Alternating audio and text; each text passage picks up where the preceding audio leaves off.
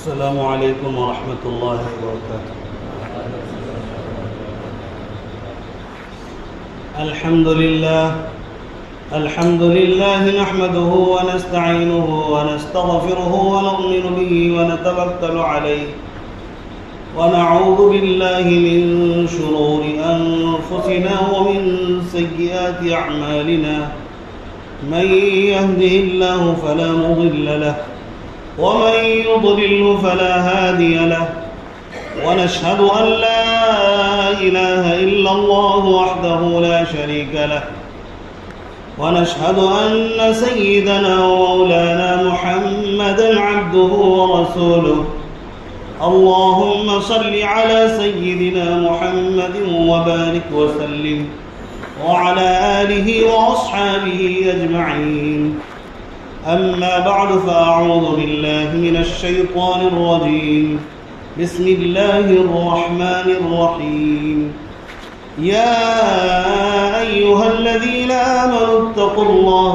حق تقاته ولا تموتن إلا وأنتم مسلمون صدق الله العظيم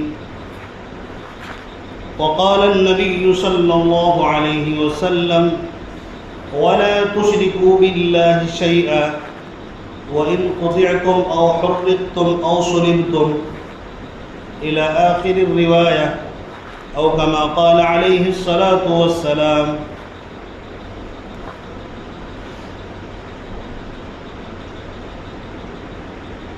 جا زندگی مدینہ سے جھونکے ہوا کے لا، جا زندگی مدینہ سے جھونکے ہوا کے لا، شاید کہ حضور خفا ہیں منا کے لا، کچھ ہم بھی اپنا چہرہ باطن سوار لیں، ابو بکر سے وائنہ عشق و وفا کے لا۔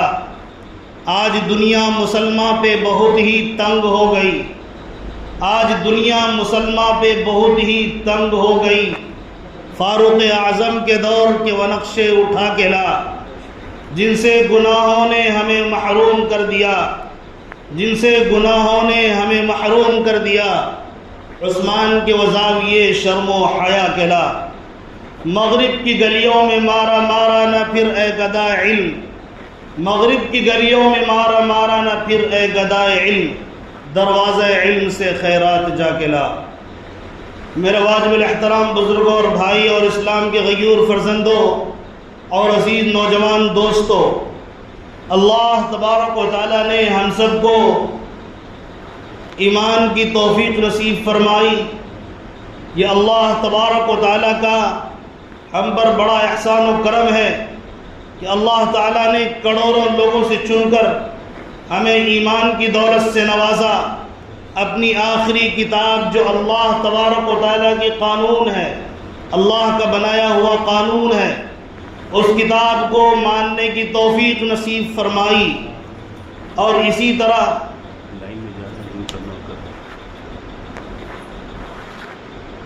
معزز حاضرین، آپ حضرات کے سامنے ہمارے صدر صاحب کیو آر کوڈ کا جو زیروکس پیپر ہے وہ لے کر جا رہے ہیں۔ جنہوں نے اب تک اسکین نہیں کیا ہے اس کو اسکین کر کے ای میل کر دیں، یا کم سے کم اس کی فوٹو لے کر رکھ لیں۔ بہتر تو یہی ہوگا کہ فوٹو ابھی رکھ لیں، بعد میں اس کو آپ اسکین کر کے ای میل بھیج سکتے ہیں۔ تو جو بھی ساتھی اس طرح کر رہے ہیں اس کی کوشش میں ہم ساتھ دیں۔ تو میں نے عرض کیا کہ اللہ تبارک و تعالیٰ کا احسان و کرم ہے، اور ہمیں اس بات پر فخر ہے کہ اللہ تبارک و تعالیٰ نے ہم سب کو سچا دین نصیب فرمایا۔ ہم لوگ اندھے ہو کر کسی بات پر گرنے والے نہیں ہیں، بلکہ دلائل سے دین کو مانتے ہیں، دلیل سے ایک ایک بات کو سمجھتے ہیں، قرآن پاک کی باتیں، احادیث رسول کی باتیں اپنے دماغوں میں پیوست کرتے ہیں۔ قرآن پاک کی جو باتیں ہیں، یہ اللہ خالق و مالک، جو پوری دنیا کا خالق و مالک ہے، اسی نے اس قرآن مقدس کو نازل کیا ہے۔ یہ کسی انسان نے اس کتاب کو نہیں لکھا، نہ کسی جنات کے بس میں ہے کہ وہ اس کتاب کی ایک آیت جیسی ایک آیت لکھ دے، نہ کسی مخلوق کے پاس ایسی طاقت ہے جو قرآن مقدس جیسے ایک الفاظ کو، ایک جملے کو لکھ سکے۔ اللہ تبارک و تعالیٰ نے اپنی قدرت سے انسانوں کو صحیح راہ دکھانے کے لیے اس قرآن مقدس کو نازل کیا اور ارشاد کیا قرآن مقدس میں، اِنَّا نَحْنُ نَزَّلْنَا الذِّكْرَ وَإِنَّا لَهُ لَحَافِظُونَ، کہ ہم نے اس قرآن کو نازل کیا ہے۔ اگر کوئی بدبخت سوچتا ہے، اگر کوئی نااہل اور اسی طرح کوئی نافہم آدمی یہ سوچتا ہے کہ کسی انسان نے قرآن کے ایک حرف کو لکھا، اس سے بڑا کذاب اور جھوٹا کوئی نہیں ہو سکتا۔ ہاں میں آپ کو بتاؤں قرآن کب نازل ہوا، کیسے نازل ہوا، آپ کو اس کی حقانیت کا پتہ لگے گا، سر فخر سے اونچا ہو جائے گا۔ ہاں آئیے آپ کو بتاتا ہوں، ابھی پیارے آقا صلی اللہ علیہ وسلم دنیا میں تشریف لائے۔ اللہ تبارک و تعالیٰ نے قرآن پاک کو بھیجنے سے پہلے اپنے میسنجر کو بھیجا جو میسج دوسروں تک پہنچائے، جو ان کے مخلوق تک میسج پہنچا دے، بندوں تک میسج پہنچا دے۔ پیارے آقا صلی اللہ علیہ وسلم اسی ماہ ربیع الاول میں تشریف لائے، اسی ماہ ربیع الاول میں دنیا سے تشریف لے گئے۔ اللہ تبارک و تعالیٰ نے نبی کے اوپر قرآن کو نازل کیا۔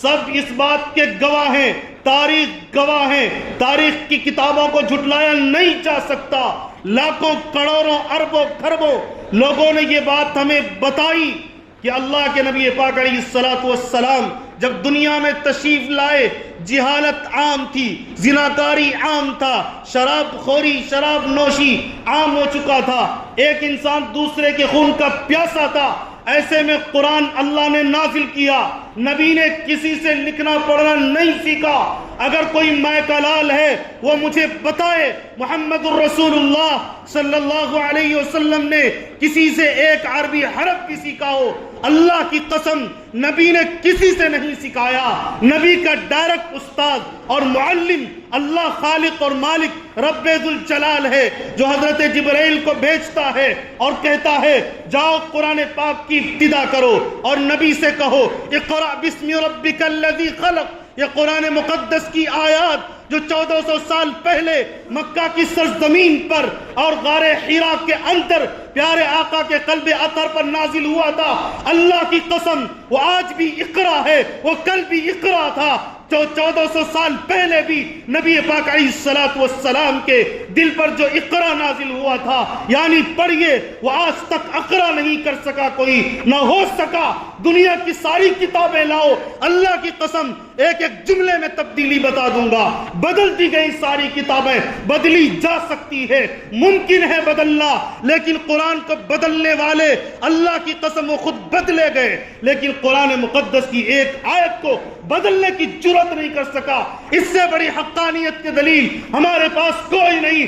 تم لاؤ کوئی کتاب لاؤ دنیا کی، میں تمہیں تبدیلی بتاؤں گا اور تبدیلی کر کے دکھاؤں گا، لیکن قرآن حاضر ہے، قرآن چیلنج کرتا ہے۔ یہ کوئی کسی کی بنائی ہوئی کتاب نہیں، کسی انسان نے اس کو نہیں لکھا، بلکہ اللہ نے اللہ کے نبی اپنے نبی حضرت محمد صلی اللہ علیہ وسلم کے دل پر نازل کیا۔ ہم مانتے ہیں قرآن مقدس میں 6666 آیات ہیں۔ یا اللہ جو ہمارے سانسوں کا مالک، ہمیں روزی دینے والا، ہماری زندگی اور حیات کا مالک، اس کے رحم و کرم پر پلنے والے ہم ہی نہیں بلکہ ایک ایک مخلوق جو اس دھرتی پر سانس لیتی ہے۔ اللہ تبارک و تعالیٰ کا جب تک حکم ہے وہ زندہ ہے، جب حکم آئے گا اس کو بھی جانا پڑے گا۔ اللہ تبارک و تعالیٰ نے اس کائنات کے نظام کو سجایا اور اس کے بعد نبیوں کے سلسلے کو جاری کیا، نبی کے اوپر وحی کا سلسلہ جاری کیا، کتابیں دی۔ آخری کتاب قرآن مقدس ہے۔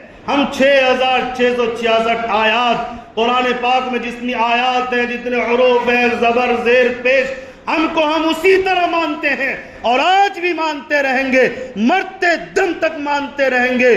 کوئی ماء کا لال نہیں پیدا ہوا جو ہمیں کہہ دے ارے اقرا نہیں اقرا پڑھو، اللہ کی قسم تم مرو گے، تمہاری موت آئے گی، لیکن ہم کل بھی اقرا پڑھ رہے تھے، آج بھی اقرا پڑھیں گے، تم ہمیں کر کے دکھا دو۔ آئی طاقتیں لڑنے والوں کی، قرآن پاک کے نسخے انگریزوں نے نہیں جلائے، انگریزوں کو اس ہندوستان کی سرزمین کو چھوڑنا پڑا ہے، قرآن آج بھی پڑھا جا رہا ہے، لاکھوں حفاظ تیار ہے، 7 سال کا بچہ 6 سال کا بچہ کھڑا کروں گا، قرآن پاک کی 6666 آیتیں بغیر دیکھے سنائے گا۔ انگریزوں کے منہ کالے ہو گئے، انگریز کتے یہاں سے بھاگے، لیکن قرآن زندہ ہے، قرآن والے زندہ ہیں اور زندہ رہیں گے۔ اللہ کی قسم کوئی طاقت ہمیں قرآن مقدس کی ایک آیت ہم سے چھین نہیں سکتی اور نہ تبدیل کر سکتی ہے۔ ہم اسی قرآن کے ساتھ پوری دنیا میں جہاں جائیں گے قرآن کے ساتھ زندہ ہیں اور شریعت اسلامیہ کے ساتھ زندہ ہیں اور زندہ نہیں رہیں گے۔ تم کوئی بھی اگر کوئی قانون بناتا ہے وہ قرآن مقدس کی خلاف ورزی کی صورت میں قانون نہیں بنا سکتا۔ تم بناؤ، ہم توڑ کر دکھائیں گے۔ تمہاری طاقت نہیں، ہمت نہیں کہ ہم قانون کو توڑ دیں اور تم اسے روک کر دکھا لو۔ اگر قرآن کے خلاف ہوگا، حدیث کے خلاف ہوگا، ہم چلنے کے لیے تیار نہیں۔ اللہ تبارک و تعالیٰ نے ہمیں اس ملک کے اندر پیدا کیا، جہاں ہر مذہب کے ماننے والے لوگ ہیں، کم سے کم مذہب کو مانتے ہیں تقریباً 90% سے زیادہ لوگ اس بات کو مانتے ہیں جو اس کائنات کو بنانے والا کوئی ہے۔ مانتے کہ نہیں مانتے؟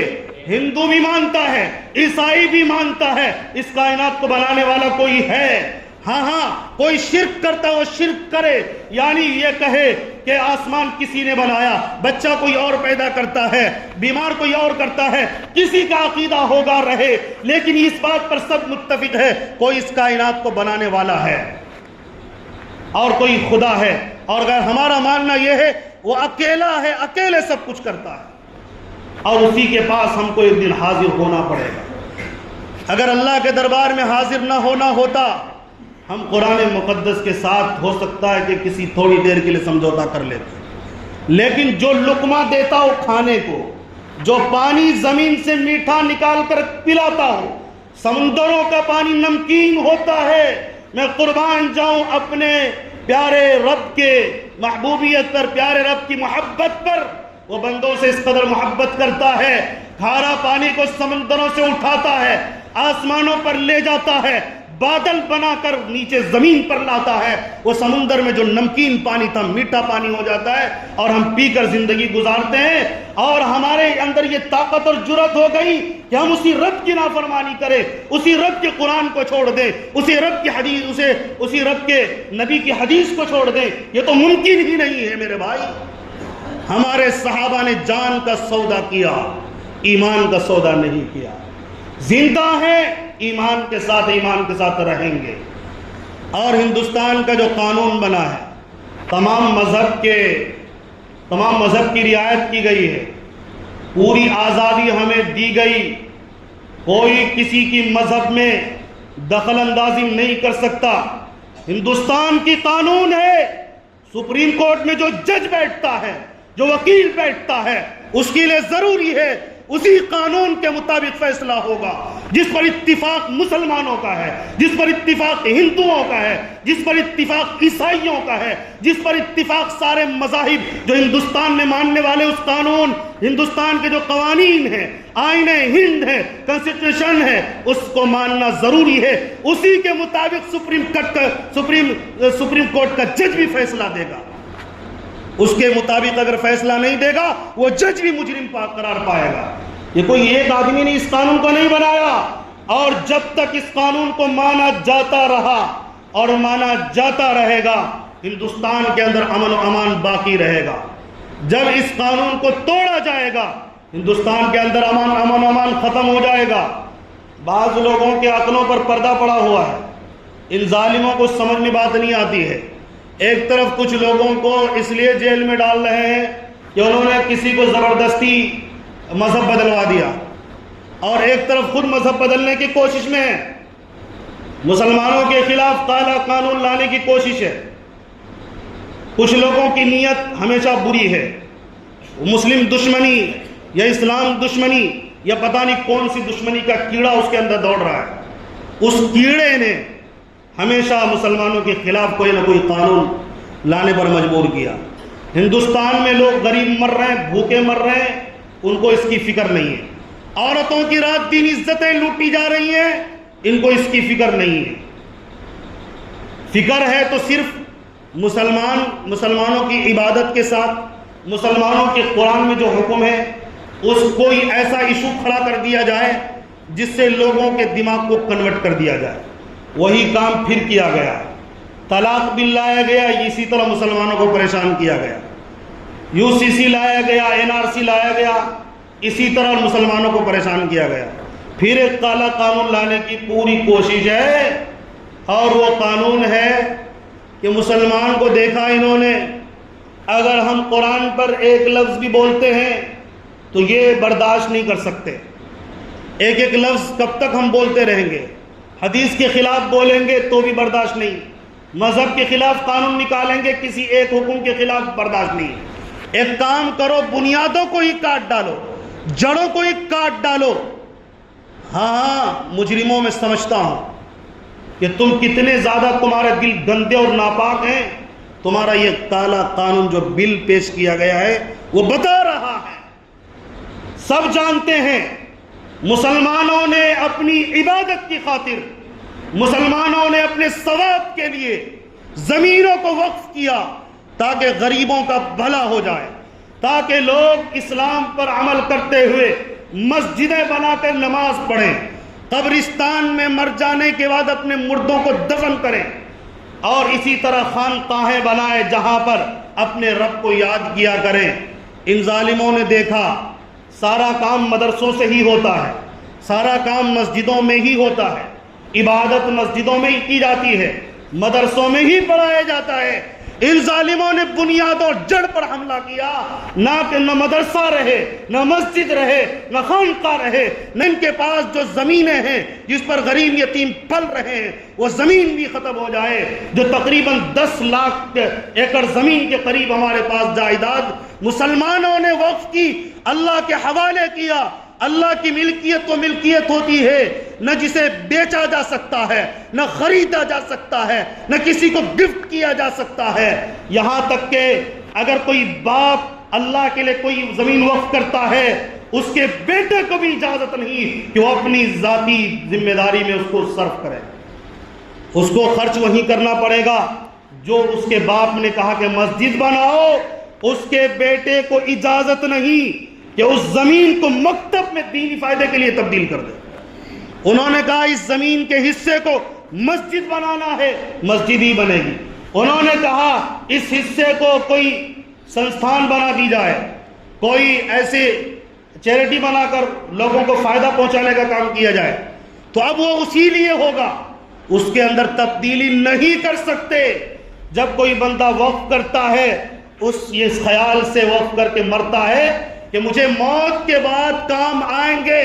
اس کالے قانون کے اندر جو باتیں کی گئی ہیں، کہا گیا کہ جس کے حوالے کیا گیا متولی وہ ذمہ دار نہیں ہوگا، وقت کا کلیکٹر ہوگا۔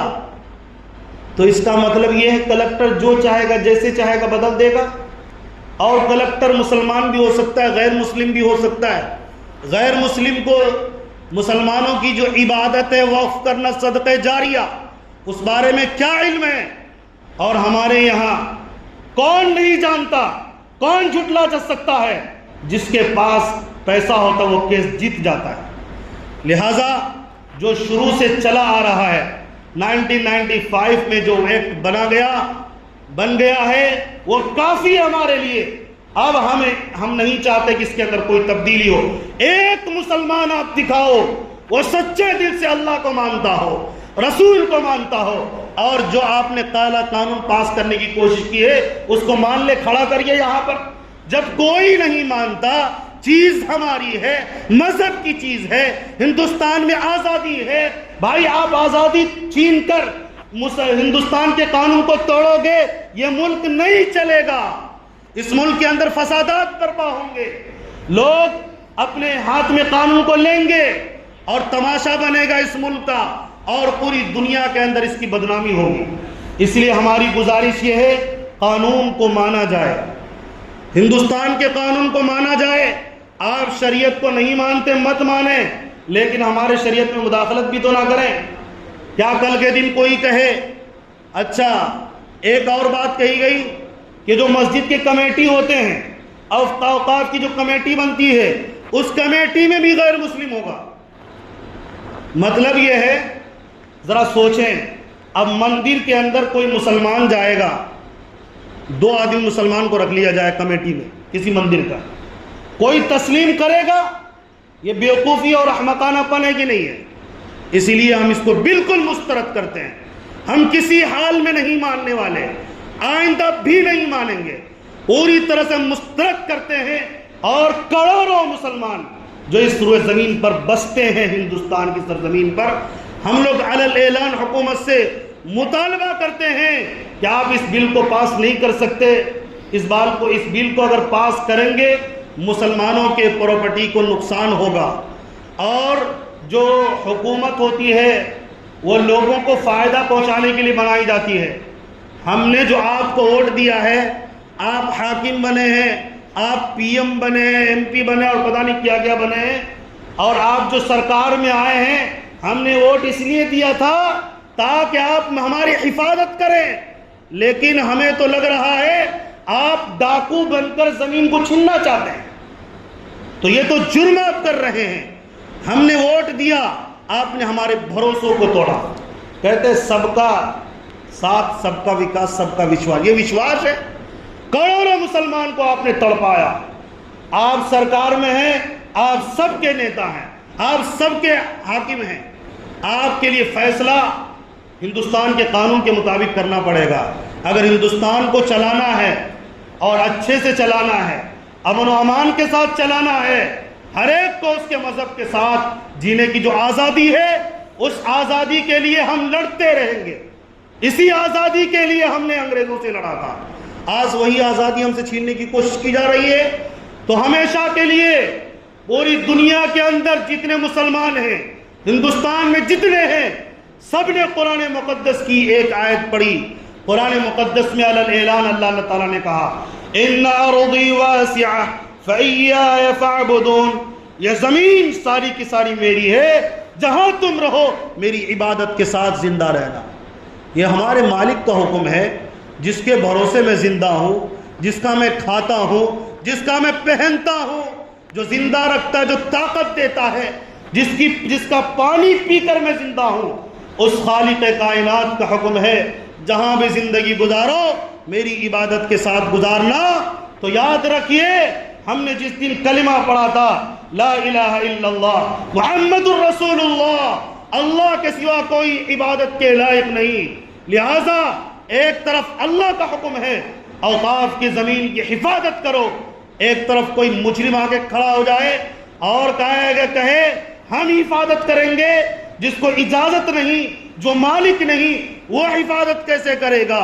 یہاں صاف نیت کا پتہ چل جائے تو یاد رکھیے ہم حفاظت کے لیے کھڑے ہیں، ہمیں آپ کی حفاظت کی ضرورت نہیں ہے۔ آپ صرف ان لوگوں سے زمین کو بچائیے، اگر آپ حاکم وقت ہیں تو زمین کے اوپر جو ناجائز قبضہ کر رہے ہیں آپ ان سے چھڑوائیے، یہ آپ کا ہم پر احسان ہوگا۔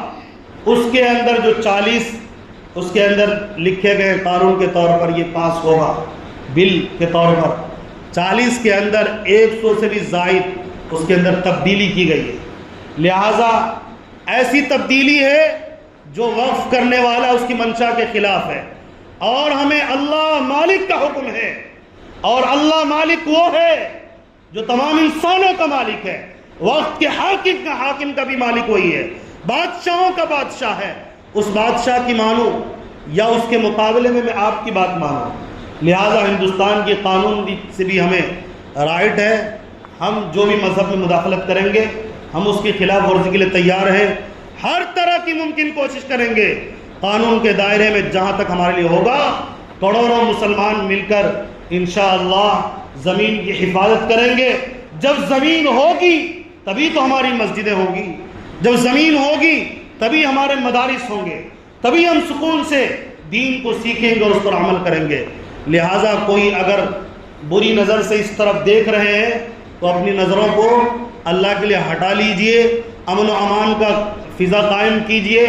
आप हाकिम हैं, लोगों को मत सताइए, लोगों को परेशान मत कीजिए, वरना याद रखिए आपके ऊपर जो हाकिम है अल्लाह तबारक व तआला। हम लोग तो दुआ गो हैं और दुआ गो हैं, दुआ करते रहेंगे, बल्कि हम तो ये दुआ करते हैं, ए अल्लाह मुल्क के अंदर अमन व अमान अता फरमा, जो जुल्म कर रहे हैं अल्लाह उनको जुल्म से बचा ले, ए अल्लाह उनको हिदायत दे। लेकिन हमारी बाद में ये दुआ भी है, अगर ये नहीं समझते, हिदायत पर नहीं आते, ये जुल्म पर उतर आते हैं और मुल्क के फिजा को खराब करने की कोशिश करते हैं, ए अल्लाह तो इसको मजबूती से पकड़ ले, अपना कहर नाजिल कर, अजाब नाजिल कर। और देखिएगा जो जालिम है, जालिम का जुल्म ज्यादा दिन तक टिकता नहीं है। एक वक्त आता है अल्लाह तबारक व तआला उस जालिम को पकड़ता है और अल्लाह तबारक व तआला पकड़ेगा इन जालिमों को जो हिंदुस्तान के मुसलमानों को परेशान करने की या किसी को भी परेशान करने की कोशिश करते हैं। ये सारे मुजरिमीन और जालिमीन अल्लाह तबारक व तआला के दरबार में जल्द हाजिर होने वाले हैं। दुनिया में कोई भी आया उसको जाना पड़ेगा, और ऐसा नहीं कि मरकर खत्म हो जाएंगे, अल्लाह के दरबार में हाजिर होना पड़ेगा, एक एक जुर्म का हिसाब देना पड़ेगा। यहाँ पर झूठ बोल लो, यहाँ पर गद्दारी कर लो, यहाँ पर जो करना कर लो, लेकिन अल्लाह तबारक व तआला के दरबार में एक भी नहीं चलेगी। अल्लाह ताला तो मुंह पर ताला लगा देगा, पैर हाथ को बांध दिया जाएगा, उस अदालत में सिर्फ सच्ची गवाही पेश की जाएगी, झूठी गवाही को उठाकर फेंक दिया जाएगा। इसीलिए हम हर हाल में मुखालफत करते हैं, आइंदा ही मुखालफत करेंगे। हम तमाम लोगों से कहते हैं आज शाम तक का वक्त है, जिन लोगों ने अब तक उस बिल के खिलाफ ईमेल नहीं भेजा है, दोनों गेट पर QR कोड का स्कैन फोटो लगा हुआ है, आप उसको स्कैन करें, स्कैन करने के बाद ईमेल करें, या भीड़ लग जाती है तो आप उसका फ़ोटो ले लीजिए, गांव में जाए, किसी के पास बैठे कैसे भेजते हैं पूछकर। आज शाम तक हमने कोशिश करनी है 10 करोड़ के करीब हमने पहुंचा देना इंशाअल्लाह अज़ीज़। अल्लाह तबारक व तआला हमें अमल की तौफीक अता फरमाए। अल्लाह तबारक व तआला हमारे मुल्क के अंदर अमन व अमान अता फरमाए, सलामती अता फरमाए। अल्लाह तबारक व तआला हमारे शरीयत की, दीन की हिफाजत फरमाए। दुआ सेहत की अपील है, सना फरहीन के लिए दुआ कर दे।